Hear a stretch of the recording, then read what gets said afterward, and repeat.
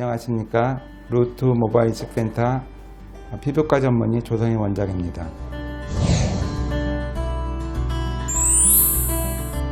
헤어라인 디자인, 특히 연세 드신 남자분 아니면 탈모가 중증으로 진행된 분들의 헤어라인 디자인에 대해서 말씀드리려고 합니다. 모바일 이식을 전문적으로 하는 경우에는 수술의 방법이나 작은 변화들이 결과에 큰 영향을 주지 않습니다. 이미 충분히 고밀도로 또 정확히 수술하기 때문에 심은 대로 잘 납니다. 진정한 모바일 이식의 실력은 디자인에 있습니다.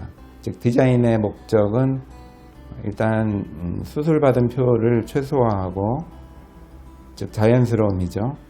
또 심은 양에 비해서 많아 보이게 하고, 또 향후 탈모가 어떻게 진행될지를 고려해서 탈모가 진행되더라도 이식한 모발이 충분히 오랫동안 헤어라인을 잘 유지하게 하도록 하는 것, 이것이 디자인의 목적입니다. 디자인을 잘 하는 것에 따라서 같은 모스와 같은 방법으로 이식을 하였더라도 결과에는 상당한 차이를 나타낼 수밖에 없습니다. 탈모가 진행된 분들이 오실 때 디자인을 저희가 이제 같이 협의해서 하게 되는데, 한 가지 보편적인 특징이 있습니다. 즉 헤어라인을 최대한 낮추고 싶어 하시는 욕구가 굉장히 강합니다. 그 이유는 본인들의 이제 탈모 전 상태를 기억하고 있기 때문에 그 상태가 이제 최선이라는 생각을 많이 갖고 계십니다. 전적으로 그런 생각은 아니지만 그분의 연령이나 아니면 본인의 모발 상태에 맞춰 볼 때는 맞추기가 힘든 경우가 많습니다. 즉 탈모가 없더라도 헤어라인은 이동하는 것을 우리는 기억할 필요가 있습니다. 즉 탈모가 없는 분도 젊은 분들과 연세 드신 분들 아니면 중년에 들어가면 높이가 다 다르게 됩니다. 우리가 중고등학교 학생들, 탈모 전에 학생들의 헤어라인을 보면 대체적으로 납작하고 낮게 되어 있습니다. 그렇지만 중년 이후에 남성분들, 탈모가 없는 분들의 헤어라인을 보면은 학생들의 헤어라인과는 분명히 다릅니다. 즉 탈모가 없더라도 헤어라인 모양이 변할 수 있다는 것을 우리는 염두에 둘 필요가 있습니다. 즉 본인이 수술을 받으실 때 현재 상태 또 앞으로 연령에 적합한 헤어라인 디자인이 훨씬 중요하다고 할 수 있겠습니다. 헤어라인 디자인이라는 기본 원리를 제가 그림으로 설명을 드리겠습니다. 머리를 위에서 내려다보시면 코가 앞쪽에 있고 눈썹이 있죠. 보통 저희 눈의 가장자리, 요 기준으로 이제 M자를 형성하게 됩니다. 즉 눈의 가장자리를 기준해서 가상선을 그리면 이 수직선을 기준해서 측두부 헤어라인과 전두부 헤어라인이 갈라지는 경계가 됩니다. 요거를 준수하는 것이 굉장히 중요합니다.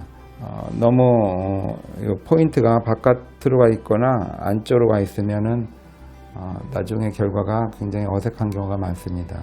만약에 이 측면이 이제 많이 넓어진 분들이 있죠. 측두부 헤어라인이 많이 후퇴해서 옆에 이마의 측면이 둥글게 보이는 분들이 있습니다. 두피가 비쳐 보이기 때문에 이마가 위아래로 넓어질 뿐만 아니라 측면까지도 넓어져서 여기를 이제 꼭 가리고 싶은 분들이 있는데요.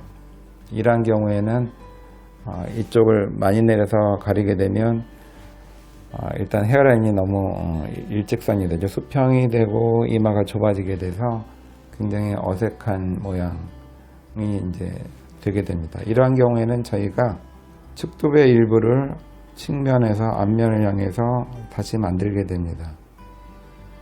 즉 정수리와 측두부의 경계를 새로 만들어 줌으로써 측면을 이렇게 좁아지게 하는 효과를 만드는 거죠. 즉 이쪽에 이제 모발이 없다고 가정하면 제가 두 손가락으로 표시하는데 이 부분을 이제 이식을 해서 측면의 이마를 좁히게 됩니다. 그리고 중앙 헤어라인 높이가 사실 제일 중요한데요. 통상적으로 이제 3분의 1씩 보시면 되죠. 3분의 1씩 해서 설정하시면 가장 무난하고, 센티미터로 표현하면 6 내지 8cm 정도를 기준해서 이제 저희가 설정하게 됩니다. 근데 이제 중증에 이제 탈모가 있는 분들은 보통 활용할 수 있는 모발 수가 아주 제한적입니다. 탈모가 심한 분들은 후두부 일부에도 탈모 영향을 받기 때문에 모발을 얻는 범위가 좁아져 있죠. 즉 확보할 수 있는 모발 수가 이미 감소되어 있습니다. 따라서 헤어라인의 높이를 설정할 때는 평균보다는 약간 높여서 설정하시는 것이 훨씬 현명하다고 할 수 있습니다. 즉 탈모가 있는 분들은 가능하면 요 M자를 이제 없애고 싶으셔서 낮추는 경향이 있는데요. 남자분들은 M자가 다소간에 있는 것이 전혀 어색한 것이 아닙니다. 즉 어느 정도 M자를 형성하더라도 여기에 형성하고 싶은 헤어라인을 위쪽에 형성시켜서 이와 같이 이식하는 것이 굉장히 현명할 수도 있습니다. 즉 M자 형태는 남아있지만 헤어라인을 높여서 이식하게 되면 두 가지 장점이 있는데요. 하나는 자연스럽습니다. 왜 그러냐면은 어느 정도 중년 이후에는 헤어라인 자체가 사춘기 때보다 높아져 있기 때문에 약간 높여서 심어도 전혀 어색하지 않습니다. 두 번째 중요한 점은 높여서 이식을 하게 되면 이식할 면적이 줄어들게 되는데요. 특히 저희가 모발 이식할 때 모발을 분포하는 밀도가 헤어라인 쪽에 아주 집중해서 많이 심게 됩니다. 즉 헤어라인을 1cm 낮추고 높이는 것에 따라서 적어도 1cm의 차이가 양쪽 길이가 16cm, 17cm 되기 때문에 1200모 전후가 좌우되게 됩니다. 즉 1cm를 높이면은 1000모 이상의 모발을 위쪽에 심을 수 있다는 이제 설명이 되는 거죠. 여기에 다량 이식할 모발을 위쪽에 잘 이식해서 특히 이 중앙 부분 여기를 잘 회복을 시키면 굉장히 자연스럽고 또 멋있는 이식이 됩니다. 저희가 사람의 얼굴을 이렇게 정면으로 봤을 때 맨 처음 보는 것이 이 중앙입니다. 특히 처음 본 분들은 헤어라인을 동시에 볼 수 없죠. 이제 눈을 맞추기 때문에 저희가 처음에 시야가 가는 데는 눈과 코와 이마 중앙입니다.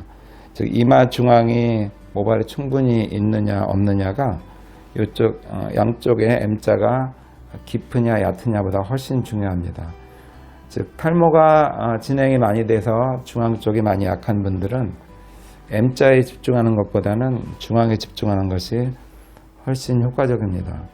중앙의 최대한의 밀도로 다량의 모발을 이식하고 그 외에 일부 모발로 M자를 연하게 약하게 심어서 그라데이션을 주는 거죠. 높은 밀도가 중앙에 있고 주변으로 갈수록 낮은 밀도, 즉 전두부 중앙이 가장 높은 밀도, 헤어라인으로 가면서 약간씩 연해지고 또 측두부로 갈수록 약간씩 연해지는 그런 기법을 쓴다면 비교적 적은 수의 모발로 넓은 범위의 탈모를 상당히 효율적으로 커버할 수 있습니다.